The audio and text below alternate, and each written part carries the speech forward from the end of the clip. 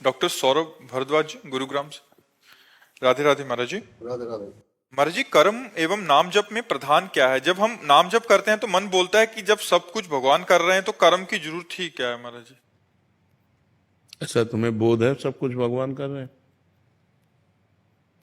ऐसा ऐसा तुम्हें बोध है? आज हम यही सुनते हुए बड़े। सुनना सुनना एक अलग चीज है। जैसे तुम शरीर नहीं हो, तुम शरीर नहीं हो, ये सुना है? सुना है ना? लेकिन तुम्हें बोध है? नहीं है। शरीर की पीड़ा, शरीर का भूख प्यास, काम क्रोध लोभ मोह, ये सब व्याप्ते हैं ना। हाँ। ऐसे ही सब कुछ भगवान ने किया है। इसका अगर बोध हो जाए तो तुम ब्रह्म ऋषि हो जाओ, तुम महात्मा हो जाओ। तुम्हें कोई कर्म नहीं बांध सकता, लेकिन तुम्हें बोध नहीं है, इसलिए तुम्हें हर कर्म बांधेगा। तुम्हें दुख लगेगा, तुम्हें सुख लगेगा, तुम्हें पाप लगेगा, तुम्हें पुण्य लगेगा, तुम्हें नरक जाना पड़ेगा, तुम्हें स्वर्ग जाना पड़ेगा। जैसे ये बोध हो जाए। अब इसी बोध के लिए तो साधना की जाती है, ये केवल बातों से थोड़ी होता है। जब बोध हो गया कि सर्वम खलमिदम ब्रह्म, सब ब्रह्म है और वही करता है, वही भोगता है, मैं तो केवल निमित्त मात्र हूं, खत्म खेल हो गया। लेकिन इसका बोध नहीं है तो बात नहीं। जैसे आप डॉक्टरी कर रहे हो, लेकिन आपके पास सर्टिफिकेट है? नहीं है। बहुत बढ़िया आप डॉक्टरी कर रहे हो, लेकिन आपकी डॉक्टरी बंद हो जाएगी और आप अपराधी माने जाएंगे, क्योंकि आपके पास लाइसेंस नहीं है, आपके पास योग्यता नहीं है। ऐसे ये बहुत बड़ा सूत्र है कि सब कुछ भगवान है और सब कुछ भगवान करता है।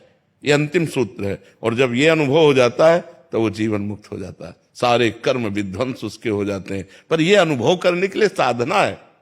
बिना साधना के ऐसे सुन के तो बहुत बातें हैं, सुन के बातों से हलवा की हमने प्रक्रिया सुन ली तो हमारे क्या शरीर में पुष्टता आ जाएगी क्या? उसके लिए हमें हलवा बनाना पड़ेगा और हलवा खाना पड़ेगा और खा के पचाना पड़ेगा, तब हमारा शरीर स्वस्थ होगा। ऐसे ये ब्रह्म सूत्र है।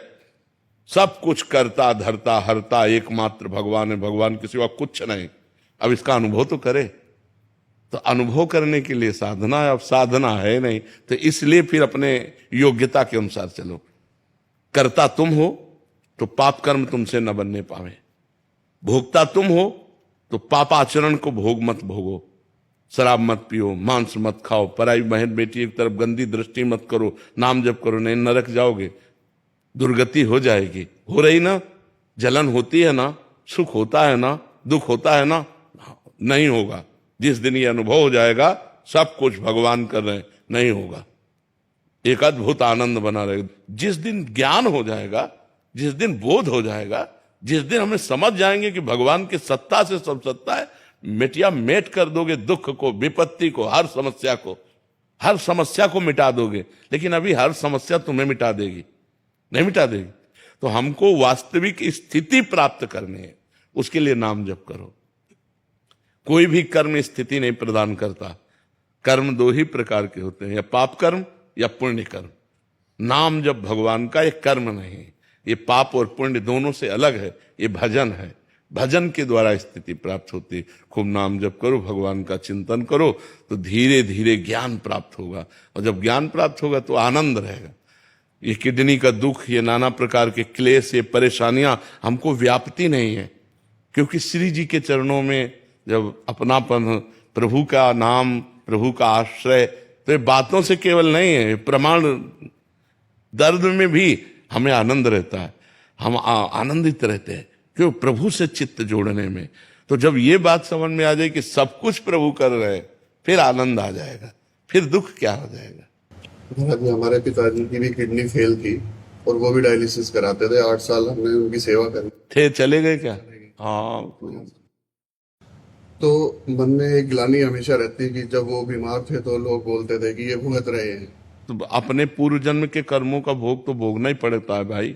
इसमें क्या, चाहे कोई बाबा जी हो चाहे कोई भी हो, भोगना तो पड़ता है। रामकृष्ण परमहंस जी के गले में कैंसर था, कितना भी बड़ा कोई संत हो, जो हमसे कर्म बन गए हो तो भोगने पड़ेंगे। महाराज जी, आपसे सानिध्य के बाद हमारे मन से वो ग्लानि चली गई। हाँ, हम अति प्रसन्न है। हाँ, कि हमने सेवा करी।